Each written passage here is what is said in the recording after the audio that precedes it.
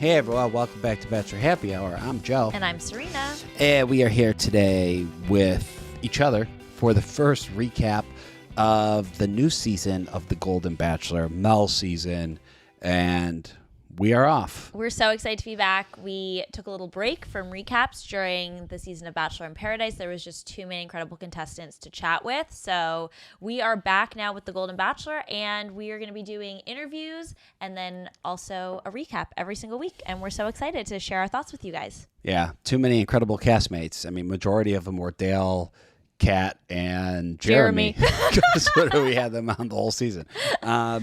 Okay, yeah, let's... right away, and I kind of expected this to happen, but we're immediately like, okay, Mel went on a podcast and said what he said about, like, I don't want a woman with artificial hips, and I'm looking for a woman in her early 50s. I think he said like 40 to 60. Okay, yeah. Paraphrasing there. Anyways, he said that. He got a lot of heat. Rightfully so. And the show's like, okay, we're not gonna shy away from it. This is what he said. Mel, let's talk about it. He's just like, I said it. I regret saying it. Like, it was stupid. That's not really what I meant. I can't wait to meet all these women. I don't care how old they are or if they do have artificial hips. Bring on the hips. Bring on the hips. And his point, I think, was he was trying to just get across that he wants somebody that's vibrant and energetic. And if you do have a fake hip, that doesn't mean you can't be vibrant and energetic. There's a lot we could do with fake hips these days. Tell him, Joe. Yeah. So we get that out of the way, and we get a few limo entrances where, of course, people are going to call him out on that. But I'm glad it was only a few women because I was like, okay, like... Yeah, like, I'm all for beating a dead horse sometimes, but we were like really getting close to beating a dead horse. I think that it was a great way to open the show.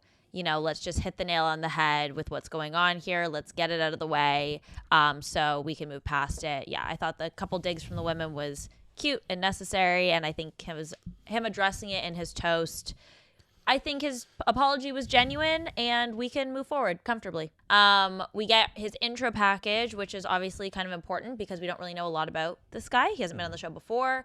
We see a lot of football photos, and then we find out that in 2020, his dad passed away during COVID, and his wife filed for divorce as she had found someone new. And he is now the committed father of 2 boys. Yes. So, yeah, great to learn a little bit more about Mel and his backstory and who he is as a guy. Yeah, his personal life. His two boys, they're not little boys. They're 18 and 20. I think one just graduated high school, the other one's in high school. They both medium boys. Yeah. They both seem athletic. I'm sure they get it from him. He played on the Los Angeles Rams for I think 10 years. He's also an attorney. We did interview him, and I did ask him about his wife, and he basically said, like, I'm not talking. Like, he just kind of like shut it down. Very, very short answer. Very one word answer about the wife. So I'm curious to see if we talk about her more, learn more about her. Also, I get, like, divorce is sensitive, and maybe he just wants to, out of respect, like, leave her out of this, which I also understand. You know, it's the mother of his kids. Do you think he's going to be able to get vulnerable? Because one of the ladies said it to him. I think Roxanne said it to him on this episode, and I know you were like, you're not. Mel doesn't strike me as someone who is getting vulnerable on the reg. You know, I'm sure that when he's comfortable with his people, with his kids maybe, with his partner, he can get vulnerable, but he doesn't strike me as someone who's like diving deep emotionally with all of these women every single week, you know? I mean, maybe I'm going off like the athlete stereotype here, but I'm also going off the interview that we had with him and kind of what we've seen of him so far. And he seems to be a little bit more of a closed off guy. My take on Mel is I think he's actually very sensitive. Maybe. Yeah. Closed off and not comfortable with vulnerability doesn't mean you don't have sensitive. Emotion. You're not sensitive. I think, like, you might be right. Maybe both are true. But I'm excited to kind of get to know more about him through the season. I feel like this episode really shined a light on these women. And I think, over time we'll get to know more about Mel too. Okay, so who is, let's just go right now, jump to first out of the limo. Who's first out of the limo? First out of the limo was Cindy. She came out in a beautiful blue dress and did a bit of a Cinderella entrance, like "Come Find Me Before Midnight." Stunningly gorgeous. Honestly, Cindy and a lot of these women, if not like all these women, are giving more like hot aunts than they are golden grannies. It's definitely a different. It's definitely a different show from. It's feeling younger. The first season of Golden. Yeah. It's feeling younger overall. Oh yeah. I mean, I like anyone that wants to debate that. Like, let's debate it because. Well, there's no debate. Like, there's data. We have the ages of every woman that's been on the cast so far, and I would say Gary's season. Gary was 71. His season was objectively skewed a little bit older. Mel is, I think, 66. His season's skewed a little younger. Cindy. I have a hard time. I know you're a little Cindy. Yeah, I don't know if it's the N and the D next to each other, but I struggle with it. My take on her is she's somebody I could already tell is falling really hard, really fast, and she's going to be affected this whole season. I know, and I love her. I feel so protective of her, and I'm scared for her. Yeah. I think she's going to be there a while, though. I think so, too. I think they had, like, instant chemistry. Like, coming out of the limo, I was like, ooh, I feel a little something between these two. And so does she, because she said it. Yeah. She thinks she's going to marry Mel. Yeah, I think so, too. Yeah. I think she came in feeling that this could very well be her person. Yeah. So I'm nervous for a potential heartbreak for her because I think it's going to really hurt if it comes. Any other limo standouts? Yeah, let's run through just a few of them. Yeah. We got Carol, baseball assistant to baseball icon. Baseball assistant? Baseball manager. Manager. Sorry, Carol. She's an assistant to the game of baseball. She is. What's the line from The Office? Assistant to the assistant of the regional manager or whatever. Yeah. Carol is Fred. They mention it multiple times, but Freddie Freeman plays for the Dodgers. He's one of the best baseball players in the league. And Mel's a fan. He says that. He's a fan. She is his aunt and also his manager. But I like Carol. I like her, and I think that her interest in sports is intriguing to Mel because he's also interested in sports. I think that's an easy, like, common bond, like common thing that they've shared that they can bond over. Yeah, and I think she's attractive, and I think she comes across very youthful. Yes, and confident. And confident, yes, very confident. And that maybe that's what it is. I think everything about her is just she's very confident, and that's working in her favor. So I agree. If Carol goes home early, I would be torn apart. Just devastated. I would be pissed. It's over. It's over for us. Honestly, we quit. if she would have went home at the second rose ceremony, I would have actually been mad. Yeah, well, it would have been really shocking too. I'm glad she didn't. Then we've got Diane. She's 71. She's a hockey player. Super fit lady. Like, her arms are amazing. She's like the sweetest woman ever. Yeah, she's giving teacher vibes. Yeah. I feel like she said she was a teacher. All adds up. She lives. Sporty. She lives in Alaska, where yeah, you were like, she seems like she could be a family member in the proposal. Yeah, but yeah, I mean, she just was like the nicest, sweetest lady of all time. Yeah, obsessed. And like such a positive, good energy. Yes. Let's run through a few more of these. We've got Debbie. She's a personal trainer. She's never been married. She was a career woman. Debbie, by the way, just so everyone here knows, is who I think is going to win. Yeah. I actually don't hate that prediction. Okay. We didn't see a lot of her in the first episode, but I don't think that means anything. Peg, who was the bomb squad tech. Your favorite. She's my favorite. She's your favorite. You said it multiple times during this episode. Peg reminds me very much of one of my best friend's moms, and I love her dearly. So to see Peg, who reminds me of her, I'm just like, and that's my girl. That's my girl. Like, I ride for Peg.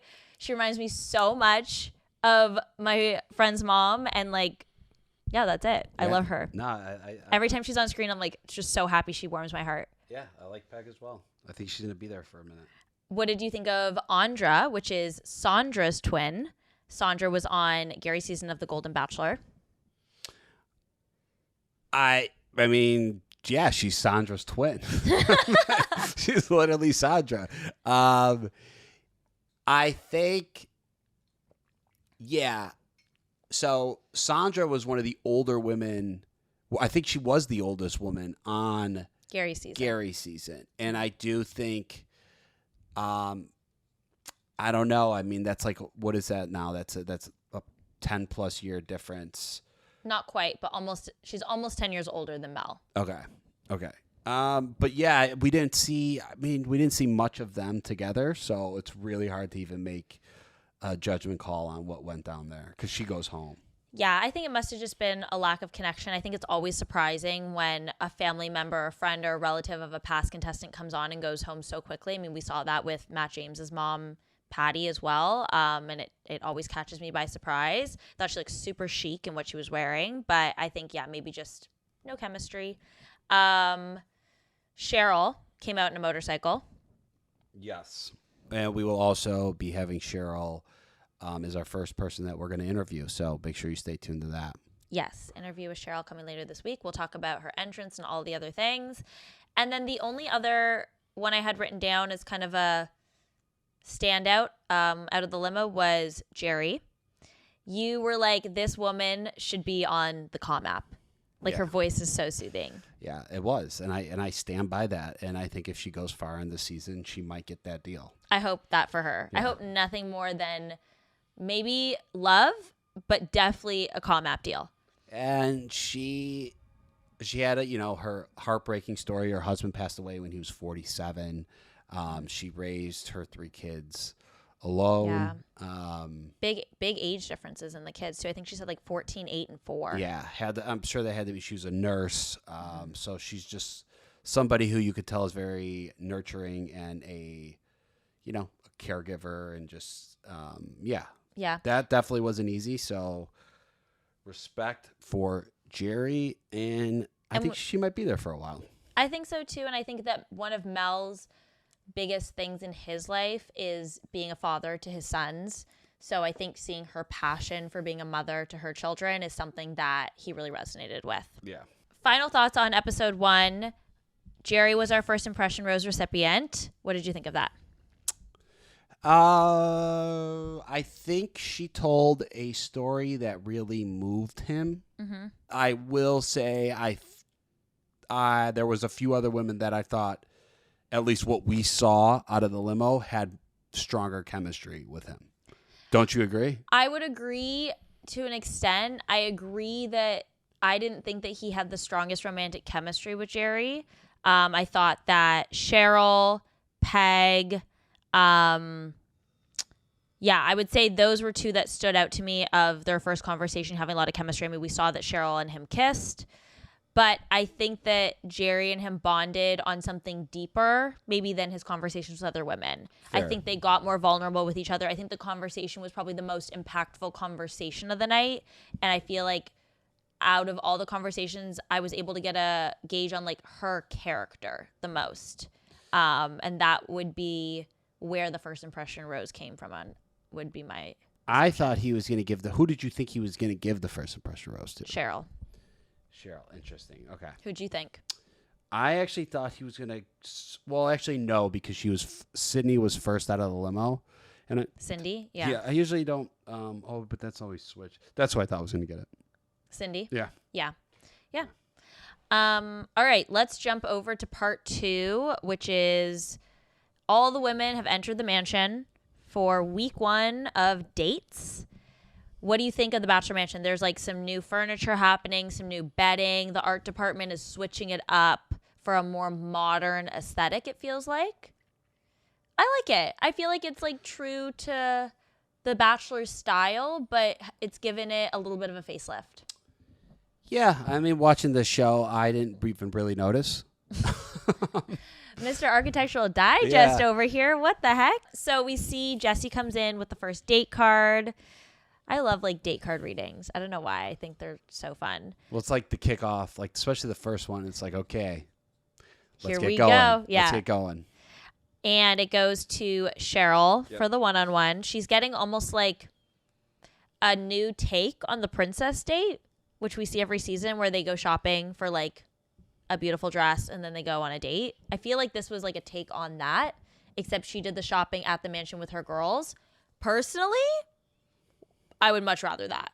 As a girl, if I have the choice to, I'm not talking about you, Joe, I love shopping with you, but like if I have the choice to go with a guy I just started dating to the mall and like sit in a bougie ass store and try on a bunch of dresses, or my girlfriends, not even a question, I'm going with my girlfriends. Yeah. And then I'd rather just show up and be like, look how gorgeous I look.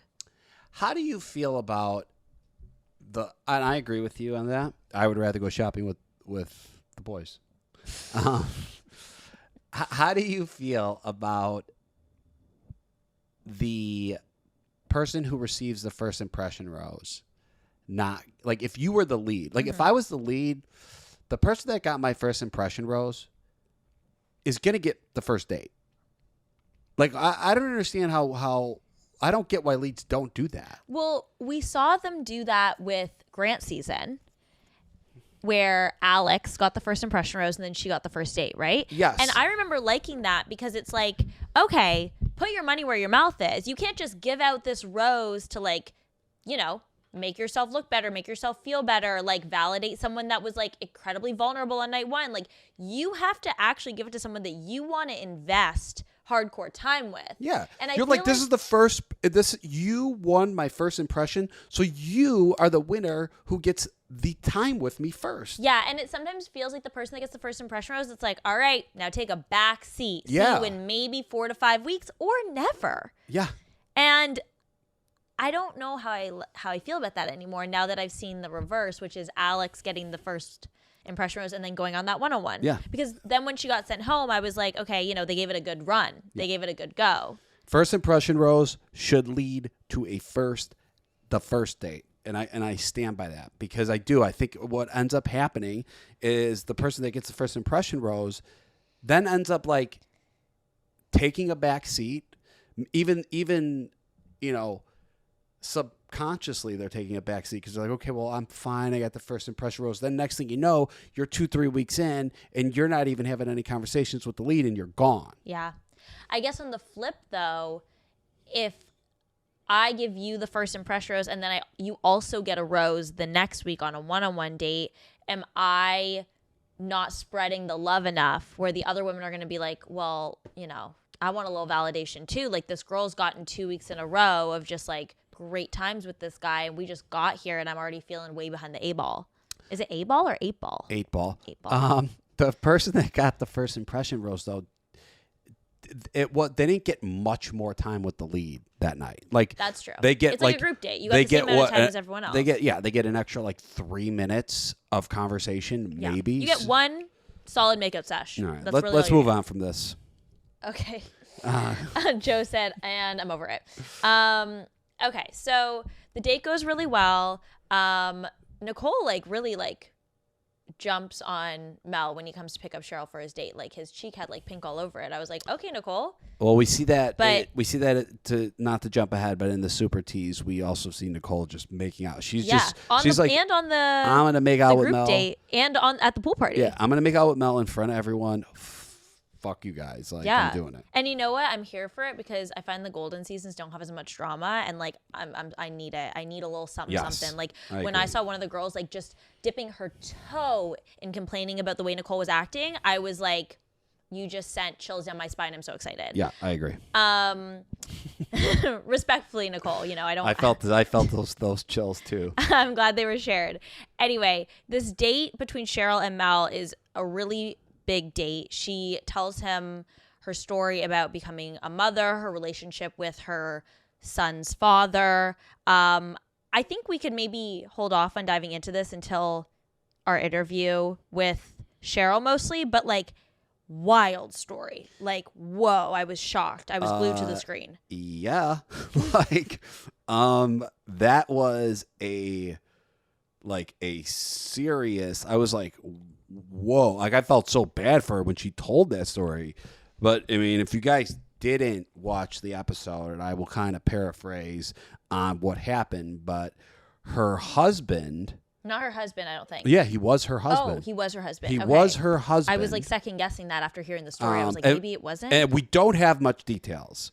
So I'm just going to say, like I said, I'm paraphrasing. You get what you get. Her husband, the day that she gave birth to their child, never showed up at the hospital and then was gone for a year. Yeah. And then came back. And then kidnapped the child. Kidnapped the kid and left. For a week. Yeah. What the fuck? That's like a Netflix true crime doc. Truly. Like that is She's gonna have phone calls. She's gonna have phone calls from Netflix. That is a real story. And that's not even The Bachelor's partner. So like actually it's gonna be Hulu. And obviously you only get to see so much of the show because there's it's only whatever it is, an hour and a half or however long this fucking show is. I'm sure that like if I was Mel, I'd be like, okay, if you're okay talking about this, let's talk about this. Like this is heavy. Oh my gosh, yeah. So heavy, so impactful. I can't imagine how it impacted her life. Yeah. And I just can't imagine like going through childbirth, having the person that's supposed to be going through this new season of life with me ghost me, and then roll back up a year later. And you're like, where is he? Also, where's my 1-year-old baby? Oh, they're gone. Like, that's devastating. That's so traumatic. Yeah. Okay, let's jump to the group date. So it's a cheerleading date. It's cute. It's fun. The iconic Paula Abdul shows up. I think this is such a fun fit for the show, for her to be here with these women. They're so excited. Is Paula Abdul married? I don't know. Because if she's not, let's get her as the next Golden Bachelorette. Yep. I don't know if we can afford Paula Abdul. Probably not. Mel's GB squad is the winner of the challenge.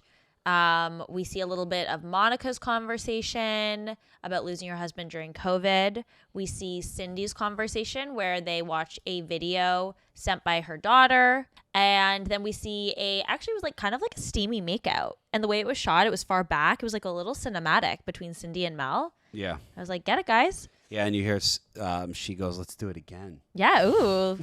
Do it, Cindy. Tell them. Let's do it again. But I like them together. I definitely think there's chemistry. And she gets the group date rose. Jumping to the pool party. What'd we think? Yeah, like I like you said, I enjoyed a little bit of the jealousy as soon as Nicole kissed Mel in the pool. I mean, respectfully, like she was making a scene. Like they're dead smack in the middle of the backyard, like making out hard. Yeah. I was like, oh, hot damn. Yeah. Yeah. Do you think she's doing it just like she's fun and carefree, or do you think she's trying to mark her territory a little bit and make an impression? I think it's both. I think she's fun and carefree. I think that's her personality. Yeah. And I think she's like, I'm not going to shy away, change my personality because of the situation. Like I'm going to be me. And I think that's going to work in my favor. And I think that's what she's doing. Do you think it's going to work in her favor? I think it's going to work in her favor for a little bit. And then I could end up seeing that being an issue. Because what always happens is if he ends up having if she's the strongest connection all the way through, then it works. Yeah. But what ends up happening every fucking season is there's women that have a stronger connection that are going to start having a problem with that. And then he's not going to be willing to screw up that relationship. So eventually Nicole's going to go. Totally. Like we're going to have Cindy going up to Mel being like, it's really, really hard for me to watch you making out with Nicole around every single corner I walk by. And he's going to say, all right, sorry, Nicole, you got to go. Yeah. Or they're going to have an amazing connection and maybe she's the one for him. I mean, she's very, very beautiful. Yeah, it could be. I think I have her in my my top 4. 3. Yeah. And she's got a fun personality too. Another standout from the pool party, my girl Peg.